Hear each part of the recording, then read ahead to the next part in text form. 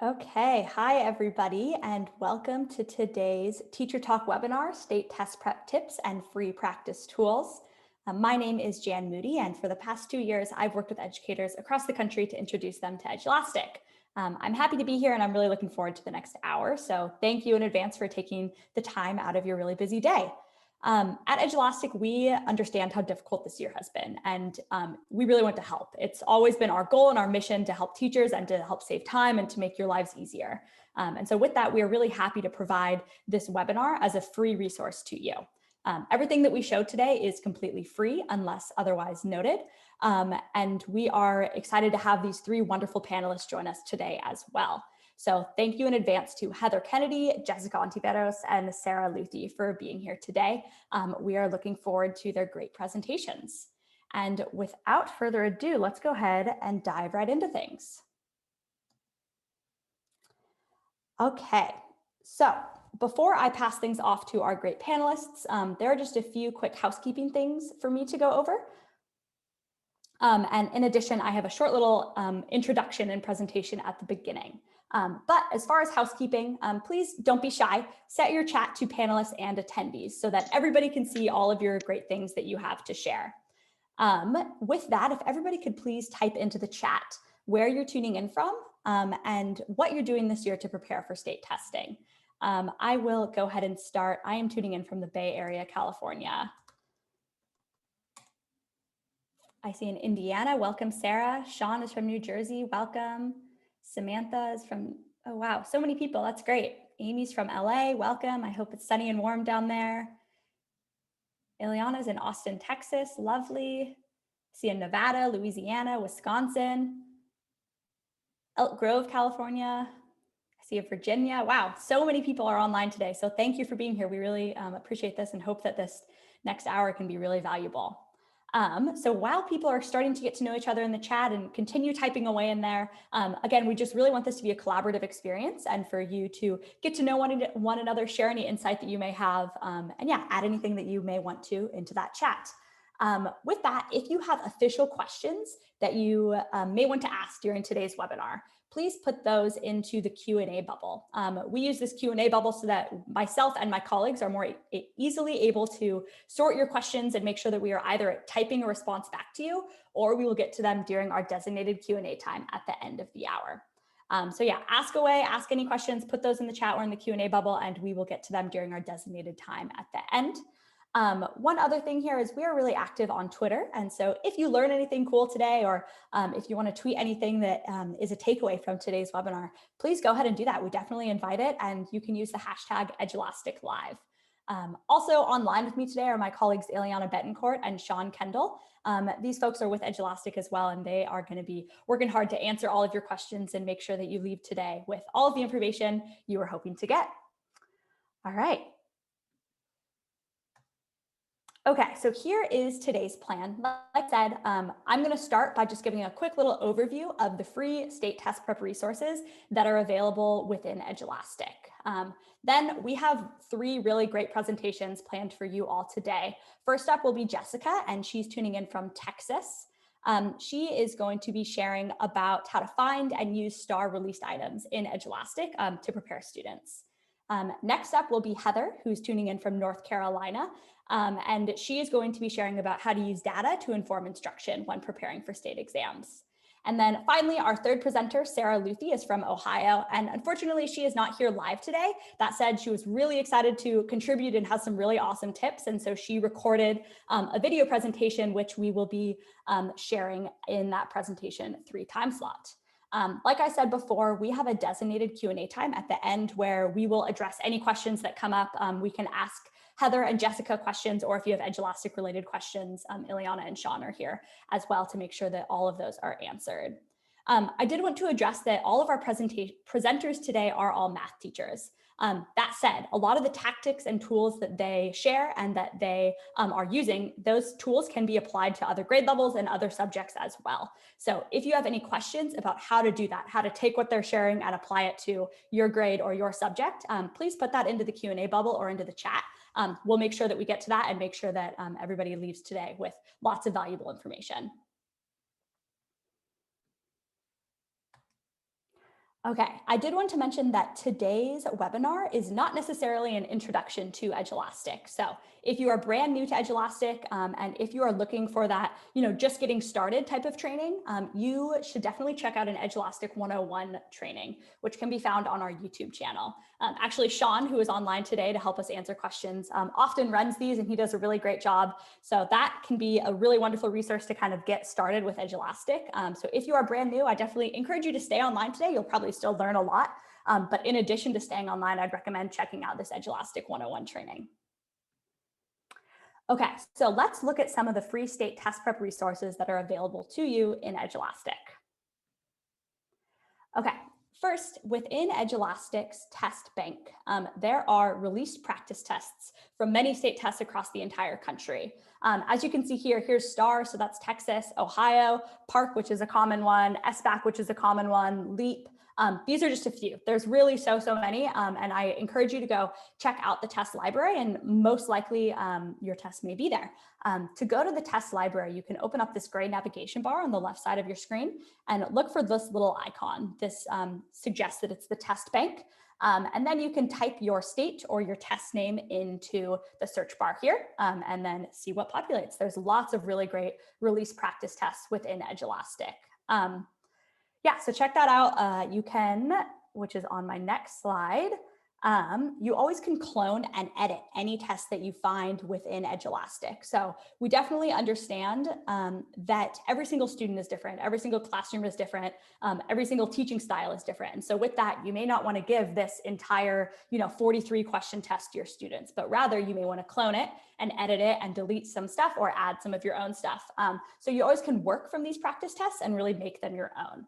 So to do that, go ahead and click this clone button within Edulastic, and then you can add items, you can delete items, you can reorder items, you can adjust the point value, really whatever you want to do. It's really quick and easy to clone and then edit these pre-existing release tests within Edulastic. Okay, so we also know that many state tests are now given on the computer using technology enhanced items. And in Edulastic, you can really give students the opportunity to practice like they'll play. So there are over 50 different technology enhanced items in Edulastic for you to choose from when you're creating tests or when you give a test that's already made in Edulastic that also will include technology enhanced items. So these include multiple choice, drag and drop, matching, classify, graphing, numeric, so many more. This is just a little screenshot of some of the choices here, but as you can see, there's a lot of different categories aligned on the left. You can write your own questions, you can pull from the question bank, or you can edit existing questions like we just talked about. Lots of flexibility here and really great to be able to give students kind of that environment where they will also see on test day. Okay, and then this is a paid feature, so I wanted to make that really clear. Everything else that I've shown thus far is completely free. And I believe this is actually the only thing I'll be sharing today that is paid. But when you are assigning a test in Edulastic, if you have a premium account, you can choose a test skin or a player skin. So it perfectly matches that of your state test. And so what that means is Edulastic will no longer look like Edulastic to the student. It will look exactly like they will see on the state test. So right now we have these for PARC, SBAC, CASP, CMAS, and more. We're hoping to add a lot more in the future. And I think that this is a really great tool to allow your students to become fully comfortable with the format that they will see on test day. Okay, now it is time to introduce our first panelist, Jessica. So Jessica, I'm going to go ahead and introduce you now. I invite you to unmute yourself and turn on your camera. So Jessica is a math department head from Texas. She's presented on Edulastic before and has just done a really wonderful job. So we're excited to have her back today. She'll be sharing on STAR prep using Edulastic. So go ahead and take it away, Jessica.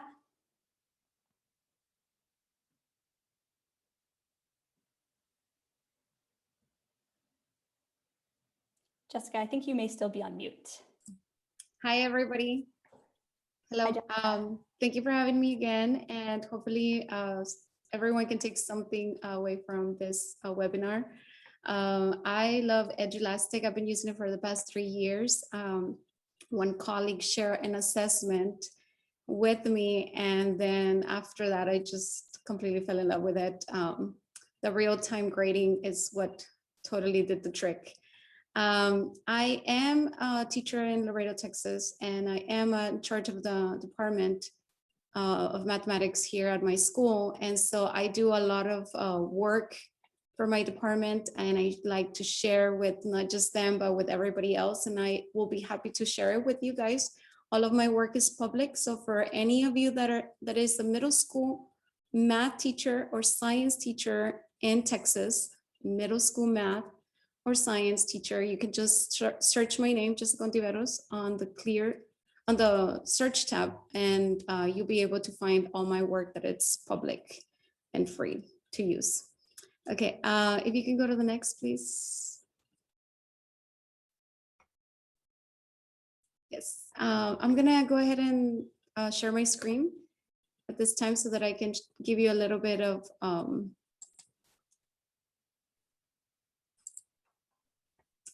insight of how it is that I use it. If you can let me present. Yeah, that should work now. I just stopped sharing. Yes, okay. So here we are. This is the layout for Edulastic. And as you can see, I have my classes set up. And right now, my go-to icon is the STAR test right here. So for those of you that are from Texas, you can just come right away to the dashboard and click on STAR test. And this filtering part is very important because you can either go through every page or every test, or it's so much easier to just go by grade level. So if I go to 8th grade that I'm currently teaching, then select mathematics, it will filter 8th grade math, and all of them are TICS related. So from here, you can go ahead and choose whichever test you want to work with. You can either assign the whole test, or you can just click on more to have different options. You can either clone it, and from there, like Jen said, you can create a copy. You can do so many things. You will have to name it. I'm just gonna put right here. And then you can add items to the current test. It will tell you here that you have 42 items. You can remove, and you can also add. Now, let's say that you want to remove items. I would suggest for you to select all, and then from there, just remove the ones that you don't want. Another thing that I want to give you as a tip, I like to expand the rows, because that way I can see the entire question as opposed to just seeing like the top of the question and not see the graphics within it. So expanding the rows will allow you to see every single question, and that way you are able to either remove it or keep it. Okay, so that's very important.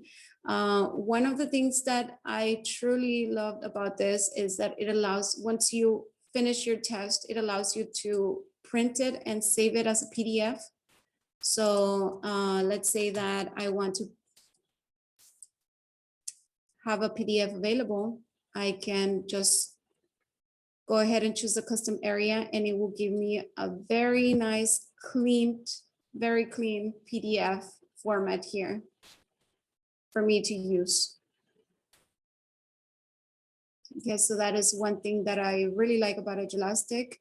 Also, if you go ahead, I'm gonna save this one for now so that I can come back later if I want to work on it. If I wanna move on to the next one, okay? If you click on this little arrow, it will expand the bar on the left side, and you can easily access either the item bank or your tests. So for example, if I go into my tests, make sure that you go and clear all. And in here, you can search already pre-made tests. I'm gonna go ahead and type in volume. And as you can see, there's gonna be so many assessments on volume, geometry or volume. Now, if you want to narrow it down to your grade level, you can go ahead and do that.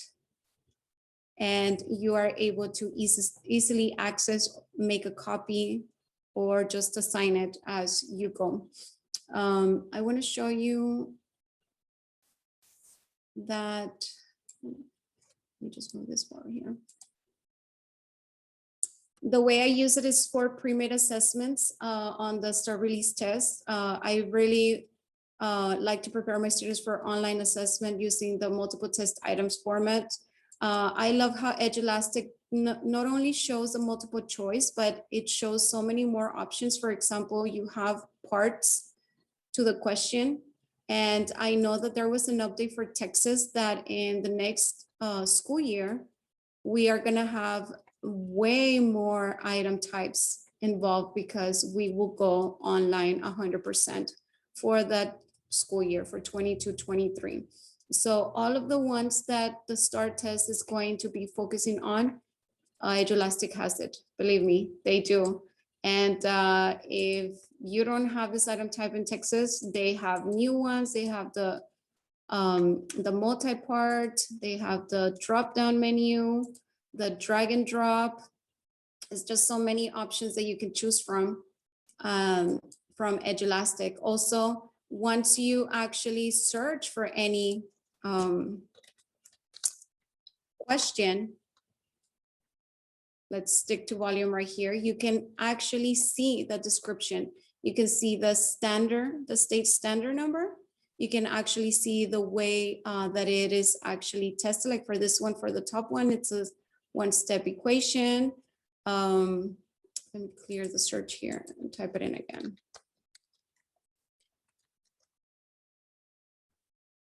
So I'm searching for volume of a cone. So once I'm searching for that item type, notice that you have the multiple choice, you have the expression multi-part. So it gives you like a little description, text drop down, description of how that item type will be presented to you on the assessment. So there's so many things that you can choose from, and I truly recommend to dive into it and start learning how to get the hang of it, because it will take time. I will be honest. At the very beginning, you're gonna be like, oh my God, it's so much. But once you start organizing yourself, this is so much help. It has everything made, it's ready to assign. It's linked with Google Classroom. For those of you that are using Google Classroom, so many things that are happening with remote learning. Believe me, Edulastic is the way to go. I also want to point out that it does grade it live. Anything that you actually assign to the students, you can actually see how they're doing. It has like a heat map here that it tells you, which question they're missing out the most. Like for example, this one, question 2. You can see how most of them got it wrong. At the very top, you will also have the Express Grader Standard Base report and the settings. And I believe those might be from the premium subscription, but the live class board should be available to everybody for free. One thing that I do want to share is that at my campus, we do test them by category. So I do have my assessment organized by category.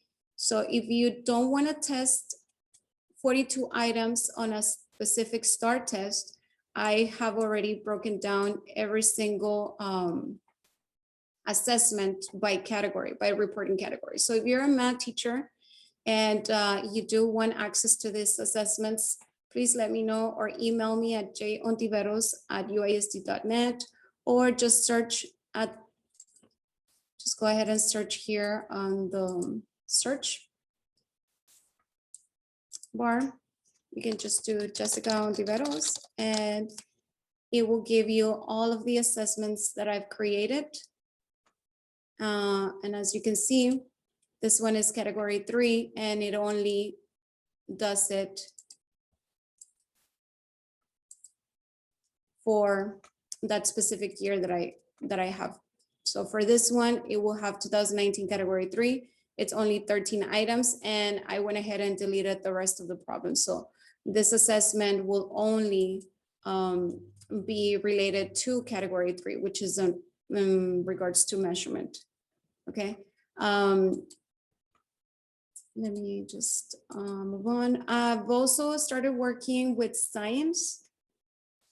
So one of the teachers did give me feedback that they also go by category. They go into I don't know, energy and stuff like that. So they told me, like, if you can help me out by doing the breakdown of the categories, I went ahead and did that. So I do have science assessments by category. So math and science is available for you guys to use at any time. And that's it for me. I mean, like I've said, it is just amazing how I'm able to see. For example, this morning I assigned an assessment to my students on Pythagorean theorem. And as you can tell, it can tell you there's a filter right here. One student did not start it, probably absent. One is still in progress, hasn't finished. And then I have 16 that have been graded. So from those 16, I'm able to see quickly that question number 4 was a concern. And the thing that happened here is that it was a multi-part. And so one of the parts was to round to the nearest 100. So now I'm able to see and quickly address that issue that, you know, okay, like we need to practice on the rounding to the nearest 100. Okay, so that was one thing that I love about it, because you can easily, you know, analyze data, you can easily target their weaknesses, and sometimes they're not even that much of a weakness, it's just clarification. So that's basically what I have to share. I mean, I have so much more to share, but I just can't think of anything more to say. But for now, yes, feel free to ask me questions. I'm here to help you. And if, like I said, if you need any assessments for math, middle school math in Texas, just email me or search for my name under Edulastic, and you'll be able to have access to those assessments for free. Thank you. Thank you, Jessica. That was awesome. Always appreciate your presentations. And yeah, just Ileana just typed in the chat, so much great info. I totally agree. You just, yeah, awesome job. Okay, I'm going to go ahead and take back over screen sharing.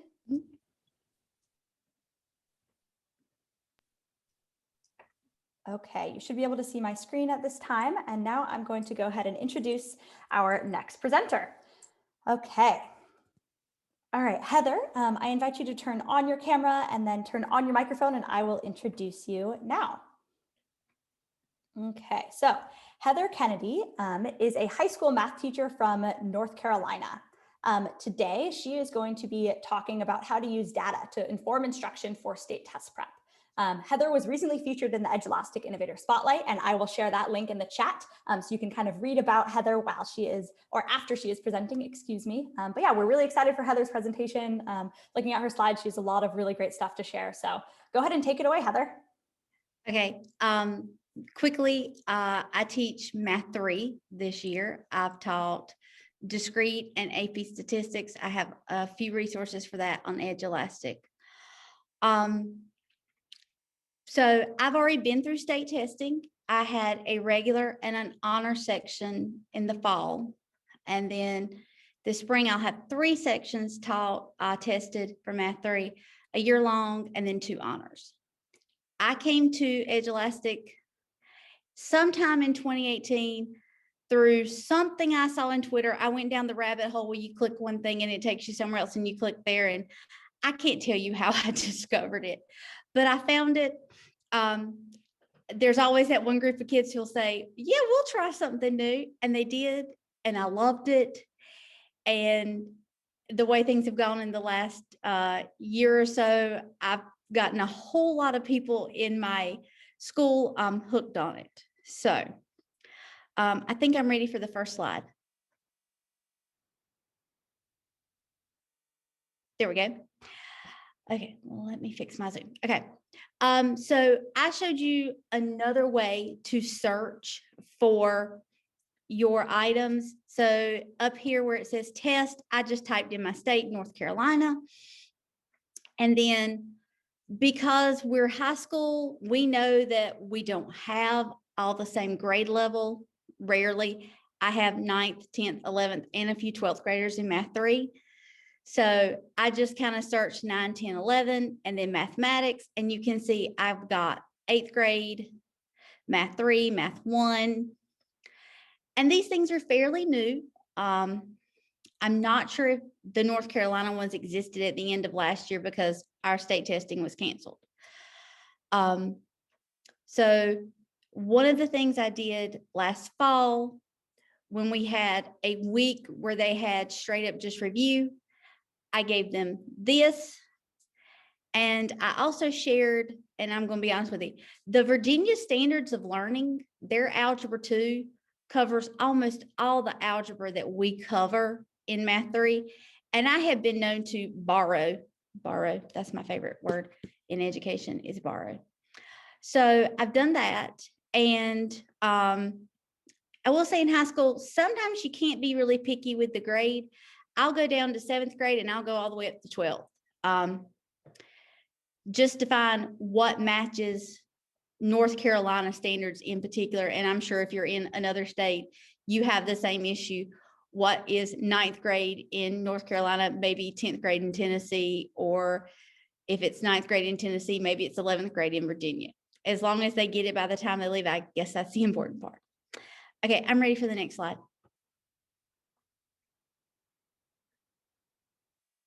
Okay, so these are from the released Math 3 through Edulastic.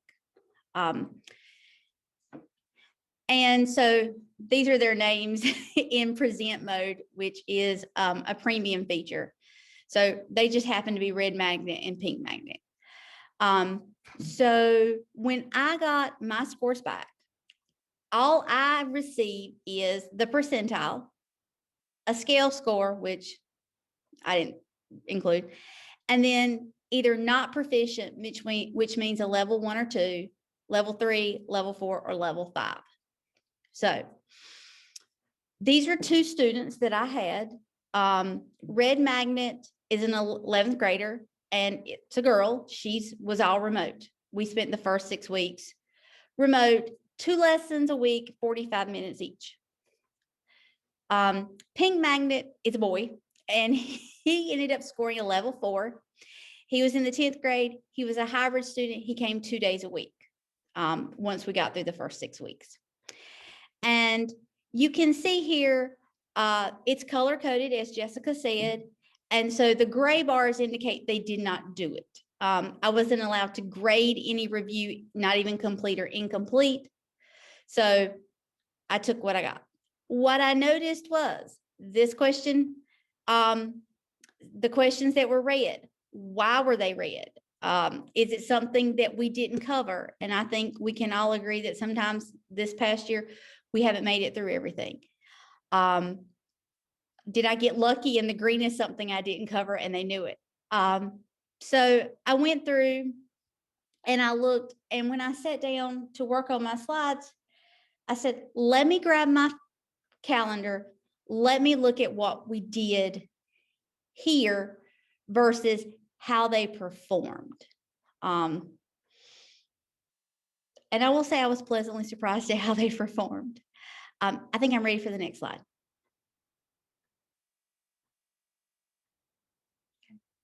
So this is question 8 that I pulled off the release test. It's a graph of an absolute value function. And you would think, that's not hard at all. If you're in North Carolina, Desmos is embedded into their testing window. So they had a graphing calculator. Why couldn't they get it right? And so I pulled out my calendar, started looking, and I taught absolute value during the time where we transitioned from virtual to hybrid. And our hybrid was and is until like next week. Cohort A, Monday, Tuesday, cohort B, Thursday, Friday, Wednesdays, asynchronous.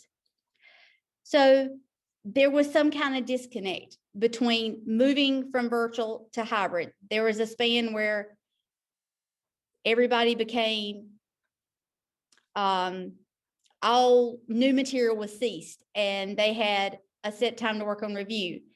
And I don't know what happened, but I can tell you this semester, I spent about twice as long on it. I went back, I covered absolute value equations, which is prior material.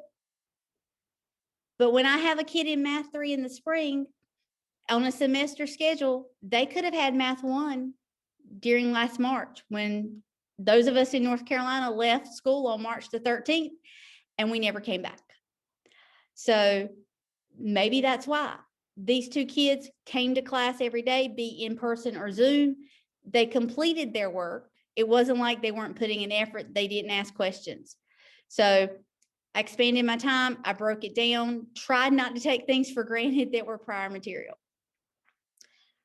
In the second bullet on the left, imaginary solutions or complex, you think, well, that's not too bad either. I taught that during virtual learning. I tried to teach things during virtual learning that didn't require a lot of, for example, factoring. I tried to leave factoring until they were here in person. I taught synthetic division, but I held off on long division. So I was like, imaginary solutions shouldn't be that difficult. So this semester, when we covered quadratics and the quadratic formula, I taught imaginary complex numbers. At the end of the semester, May, I'm going to cover circles, standard and general form. And when I cover circles, I'm going to cover complete the squares. And that gives me a second chance to pound in the imaginary solutions, get that in, show them one more time how to get everything done, and just cement that knowledge in their brain, because it is something that in North Carolina, they might have gotten in Math 2. Some teachers stop at the quadratic form and say, okay, this is going to be imaginary. We're going to keep going. Some teachers actually go through and they say, and I'm going to show you. The last thing, factoring polynomials. You think, well, they factored for years. Once again, and I knew this. I knew from when I taught what was advanced functions in modeling. Those of you that have been in North Carolina, or Math 4 or Essentials of College Mathematics, that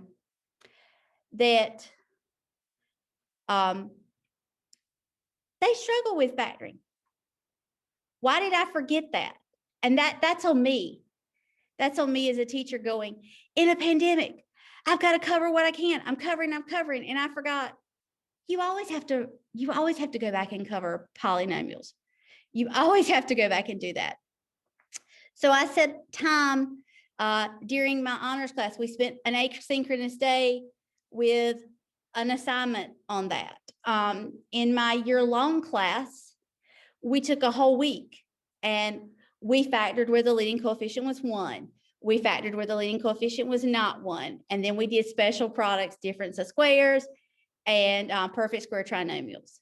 I think one of the things that we've all learned is better understanding, more depth, not breadth. And I think Edulastic really allows me to do that. It allows me to look at these things and say, wow, I thought I did that well. Or on the other side, I didn't think I did a good job, but man, they really knocked that objective out of the park. And I had volume they did great on. And I was worried that 3-dimensionally trying to teach simultaneously on Zoom and in the classroom, that would be something that got lost. But thankfully it didn't. And so I love the fact that Edulastic lets me know partially correct, incorrect, skipped, fully correct, how long they took. If I'm seeing kids getting right answers and they're taking a long time, that's great, but maybe that's something I need to focus a little bit more on so that they can do it a little quicker, because while they do have a good chunk of time for the test, that final exam is timed. And so we need to make sure that they are accurate and fairly fast. Okay, so I think I'm done. So I appreciate everyone coming, and I hope that if I can help, feel free to reach out to me. I will drop my Twitter handle in the chat. So if anybody needs it, they can feel free to contact me there. Thank you. Great. Thank you, Heather. Really appreciate that. And yeah, love those little screenshots of the live class board. I think that data is just really invaluable. So thank you for pointing that out and for that great presentation. Okay, at this time, I'm going to introduce our third presenter, and I am going to get this session all queued up. So like I said, unfortunately, Sarah is not able to be with us live today. That said, she was really excited to contribute, and she has just a jam-packed presentation, which we will share right now. So thank you in advance to Sarah Luthi, a high school math teacher from Ohio. Give me just a moment here while I get this set up.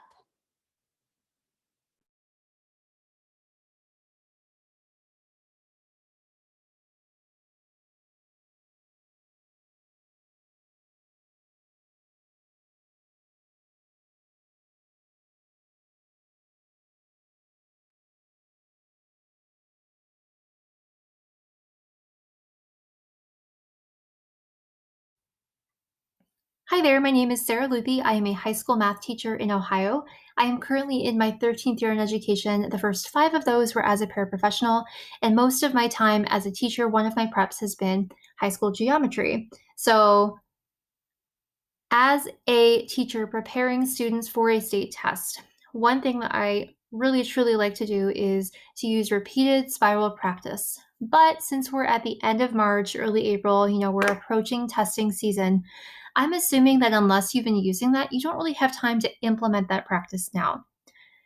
So let's maybe think about trying to use error analysis or student response analysis questions, both of which Edulastic provides many different ways for the student to communicate their thinking to you. For an error analysis question, what you are asking the student to do is to look at hypothetical student work or actual student work and to find the mistake and then maybe offer suggestions to the student or to make corrections. They're essentially pretending that they're the teacher looking for what's wrong. If you use this as a state test prep method, please make sure you are, 1, turning this into a positive experience, especially if 2, you are using current student work.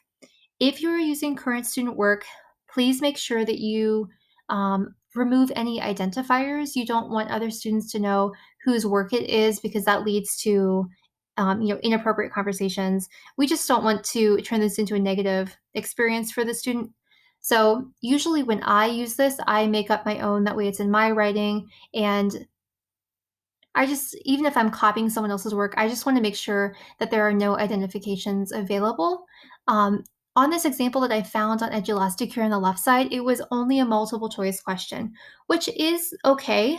But if a student just goes through and marks a response, that doesn't necessarily show you what they know. So if you set up an error analysis question, I recommend in addition to this, you leave space for student justification and or student corrections or suggestions for this hypothetical student. So you can see what they're thinking and maybe have conversations with them based on that.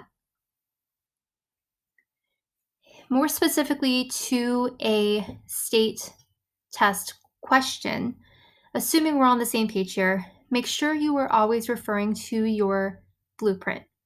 Since I teach geometry in Ohio, this is part of the blueprint that I am given from our state. These usually give you both the standards that are covered and what portion of the tests, the proportion that they'll be on there for, also the depth of knowledge and how much of those will be on there.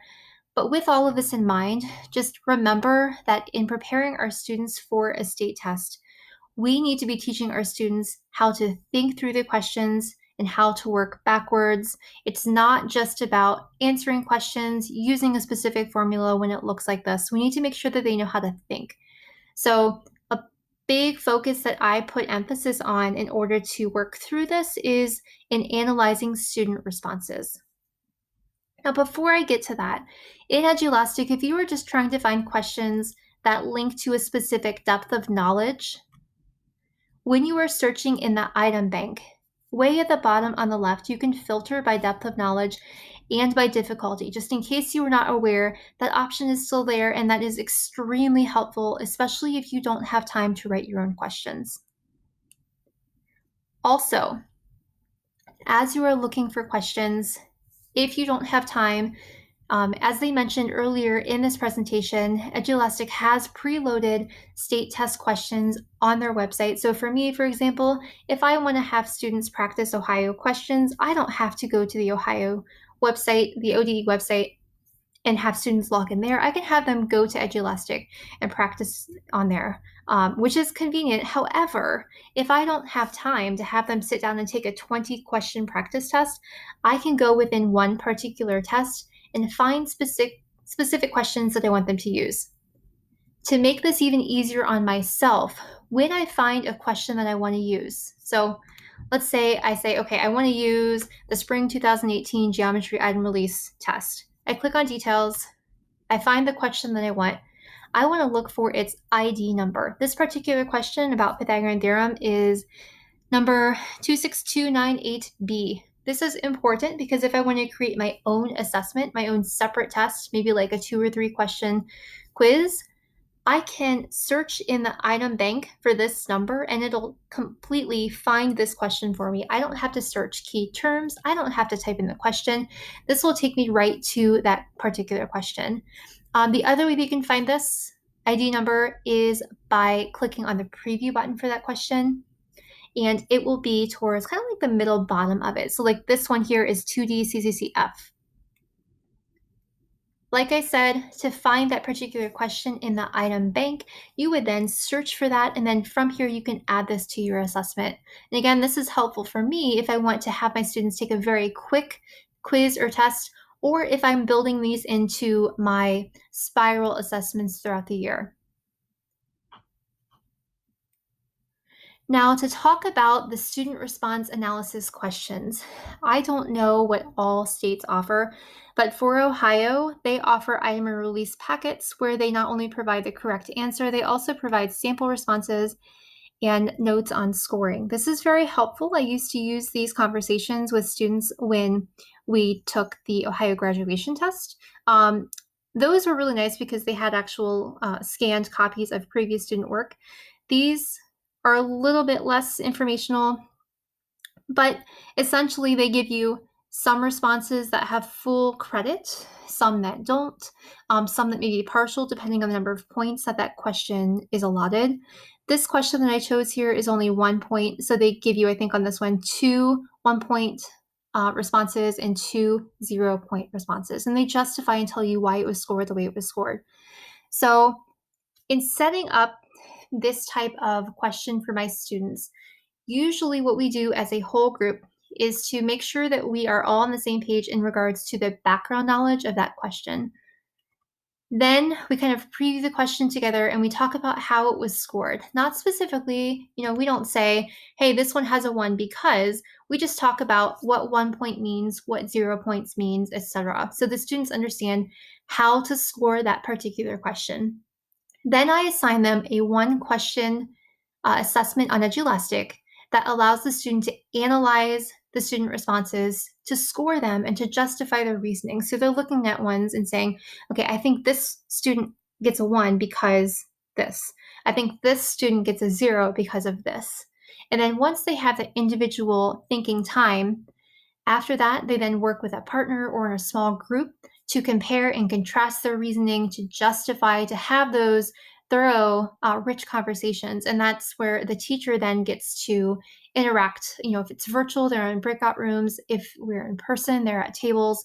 Obviously with COVID, that kind of complicates things a little bit in person, but you make this work in the way that works best for you. As an example in Edulastic, I created for this example, a 2-part question. The first part is multiple choice match table with labels. So what I essentially did in our document from the state is took screen captures of all 4 different options. I mixed them up and assigned them a letter. So I have student A, B, C, and D. And through reading each question, the student then has to analyze and try and decide which students have 1 point, which students have 0 points. And then on the second part of the question, they have to analyze and tell me why. I used to use this as a written response only part but I've kind of alternated it to, or modified it rather, to a drawing response section because I found that students like to sometimes write, they like to draw, they like to, explain their reasoning in multiple different modes. So make sure you're giving them, if you choose to do this, multiple different ways to communicate their thinking. So after they've gone through, maybe give them 5, 10, 15 minutes based on the type of question that they're looking at. When they're done, I have them submit the assessment, and I have the settings set up in such a way where they can still see their responses, but they cannot see the correct answers. So when they then, as a small group, discuss what they have, they can still go back and refer to what they had, but they can no longer change their answers, and they cannot see what the correct answer is, right? Because that's not the focus. The focus at this point for them is to think and to reason. Afterwards, once students then have that chance to talk as a small group, that's when the teacher can kind of pull from each group and have that conversation about, well, okay, here's what's actually correct. Where Edulastic is really helpful with this is in analyzing student thinking. So for this particular part on this question, when I used to do this for OGT prep, everything was on paper. I had to gather the papers, I had to sort through things, and it took a lot of time. But when we're using Edulastic, I can then go through and very quickly see where students fall and remediate and pull students into small groups while they are having those small group conversations. So if you like this idea and you have questions, feel free to reach out and let me know if you need any help. Have a great day. Awesome. Thank you to Sarah for that wonderful presentation. I'm going to go ahead and take back over screen sharing here. Give me just one moment, everybody. Thanks for your patience. And to Heather and Jessica, we're about to enter our designated Q&A time. Just to give you a little bit of a heads up. All right, you should be able to see my screen again. Ileana, do you mind confirming? I can see it. Lovely, thank you. Okay, let's move on to Q&A time. Lovely. Okay, so at this time, Heather and Jessica, I invite you to turn on your microphone so that you can answer some questions. And I want to remind everybody that if you have questions for our great presenters, to please put those in the chat. Just to let everybody know, we had a really great question come through to see if we could talk a little bit more specifically about analyzing data in Edulastic. And so in addition to asking Heather and Jessica some questions, Sean Kendall is going to share his screen in just a moment here and talk about using the data in Edulastic, just really briefly. And I'll also share a blog post that has some really great answers to that question too. Okay, so first question is for both Heather and Jessica. I'm wondering how long you've been using these state test prep tactics, and have you seen results in data based on what you have done to prepare? Maybe Heather, do you want to start? Sure. To my knowledge, the North Carolina release test only came on Edulastic last spring, and it may have even been this fall. So I've only used them once. I have not actually seen any change as far as comparing fall testing to spring, because that won't happen until the end of May. But I think that in the benchmarks that my county gives, and if you're a Math 1, it would be the NC check-in. I think if you used it for Math 1, which I would if I taught that, you would see the change in the fall scores from the spring scores in the check-in, because you would have that data from the release test combined with the first set of check-ins to kind of drive your preparation for the next semester. So I hope I get good feedback and good results, but I'll take that feedback nonetheless in May, and hopefully I'll have Math 3 next year and I can use it to plan. Great, thank you, Heather. What about you, Jessica? I do have seen a lot of more students engaged in that part. So it has benefited my students positively in that aspect, because I'm able to give immediate feedback. So if they're getting the question wrong, I can easily address it So for example, if everybody started off bad on number 1, then I can go ahead and pause and readdress that question when I am assigning a specific practice assessment.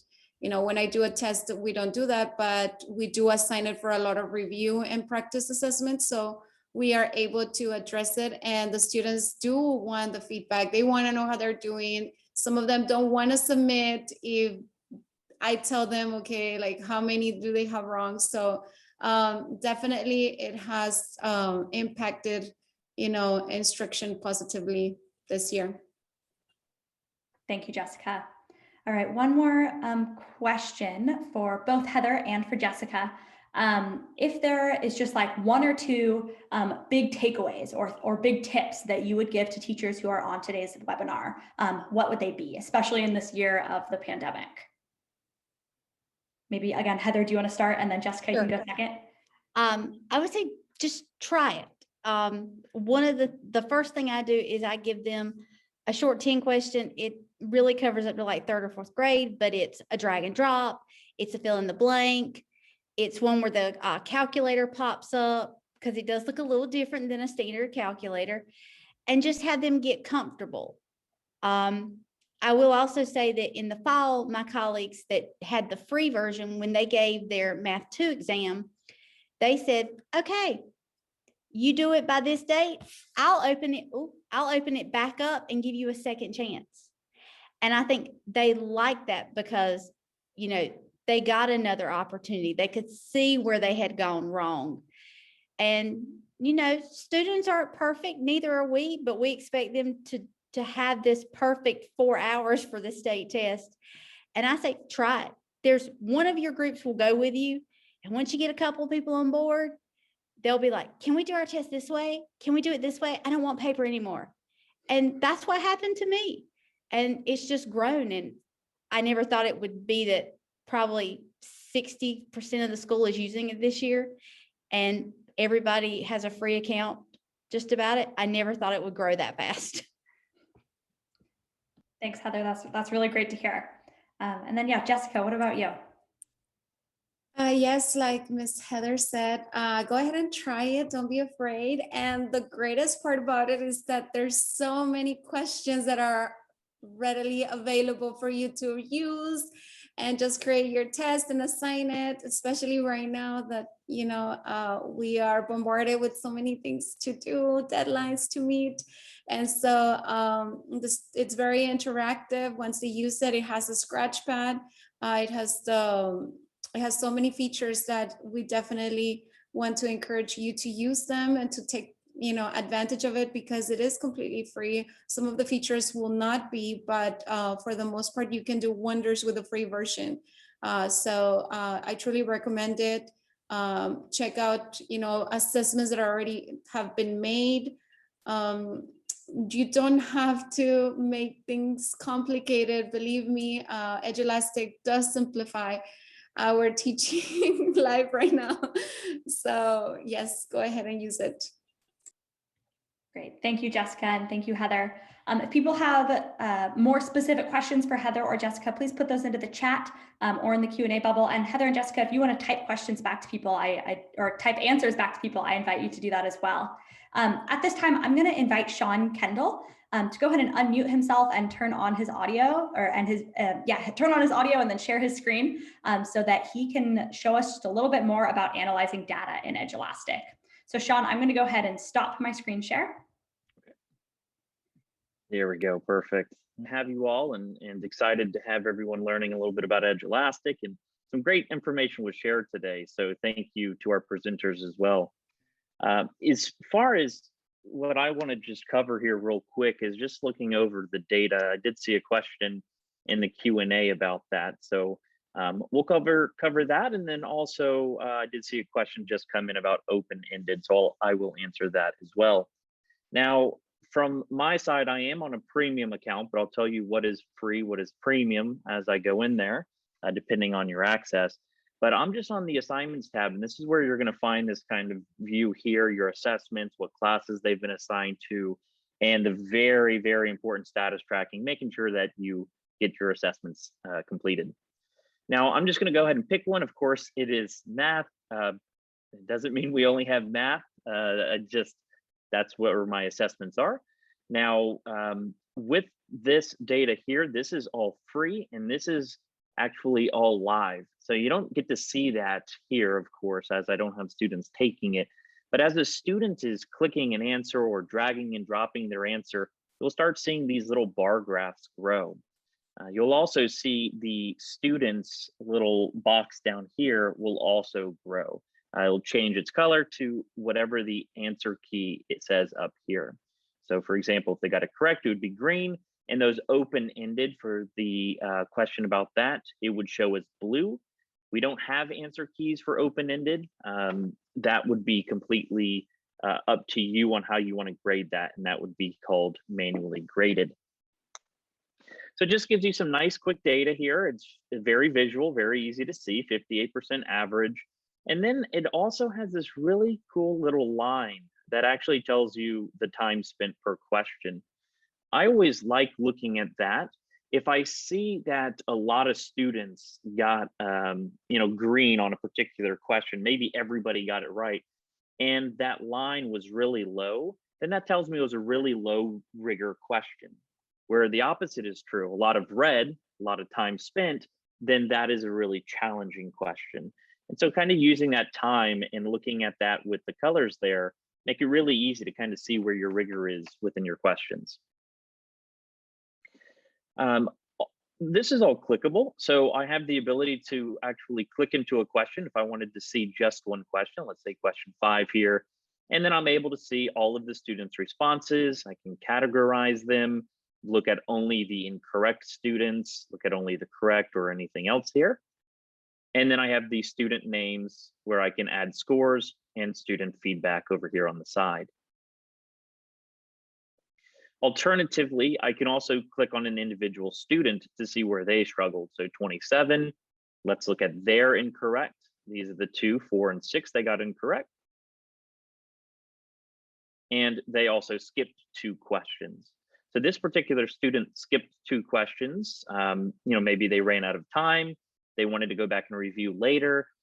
Something that's really cool that you can do with a student like that is you can actually click on their box and redirect to them and send back only skipped responses. So we kind of look ahead of what a teacher is going to need to do. And we give you those redirect options to allow you to give assessments back to students so they can finish their work. Now, the redirect tool is used for a lot more than just sending back skipped answers. It's a very useful tool for reopening assessments for students and giving retakes. So just keep that redirect tool in mind. Oops, and I did not mean to click on that. Now, we do have a couple premium features up here at the top. Express Grader, which is a tabular view of the data. Very nice report here. Very easy to look for trends if you switch it over to response. Now, of course, if you have drag and drop, match the following, drawing, essays, big question types, you won't see those in these little boxes, but pretty quick to see what answer choices were being selected. And you can even click on an answer choice to see that particular question and answer choice all on one screen. So this again is a premium option, but is really good for looking at essay questions. So you can quickly go through different students using your arrow keys. You'll read this down here and see the arrows. And I can use my arrow keys to go from one student to the next on the same question and quickly score essay questions. So some pretty cool things there in the Express Grader. And then finally is the standards-based report, which is free, and will show you what standards were aligned to what questions and the overall performance summary, as well as the individual students' performance. Now, Live Classboard and standards-based report are both free, and the Express Grader is your premium option.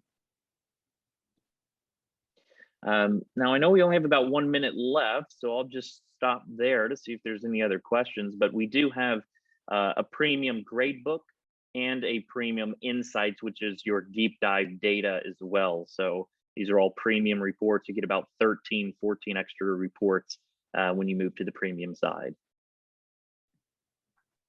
Thank you, Sean. That was really great and hopefully helped clarify that one specific question that came in earlier in today's webinar. So thank you again, Sean. I'm going to go ahead and take back over screen sharing.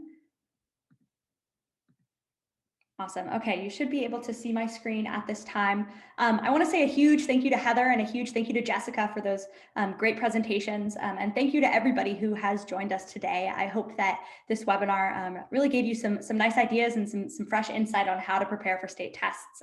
Again, we totally understand how difficult this year has been, and we're happy to provide this as a free resource to you all.